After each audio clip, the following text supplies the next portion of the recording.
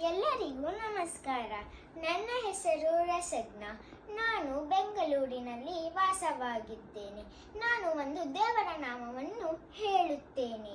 ಅದು ಕಾರ್ತಿಕೇಯನದ್ದು. ಪ್ರಜ್ಞಾವಿವರ್ಧನಾಖ್ಯಂ ಸ್ತೋತ್ರ. ಓಂ ಶ್ರೀ ಗಣೇಶ ಶಾರದಾ ಗುರುಭ್ಯೋ ನಮಃ. ಶ್ರೀ ಸ್ಕಂದ ಉವಾಚ ಯೋಗೇಶ್ವರೋ ಮಹಾಸೇನ कार्तिकेयाग्निनन्दनः स्कन्दकुमारसेनानी स्वामी शङ्करसम्भवः गाङ्गेयस्ताम्रचूडश्च ब्रह्मश्चारी शिखिध्वजा ताराकारिरुमापुत्रा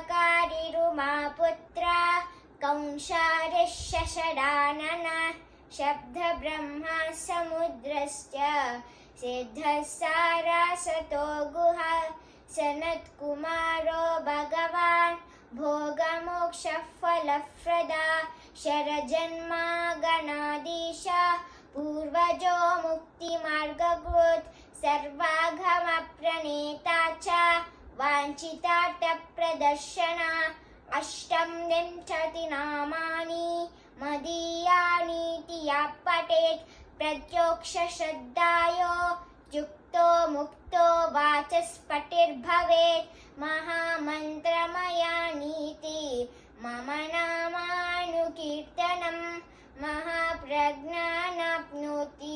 मन्त्रकार्यविचारणः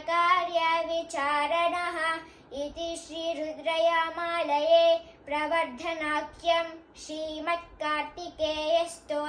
संपूर्णं. ಧನ್ಯವಾದಗಳು.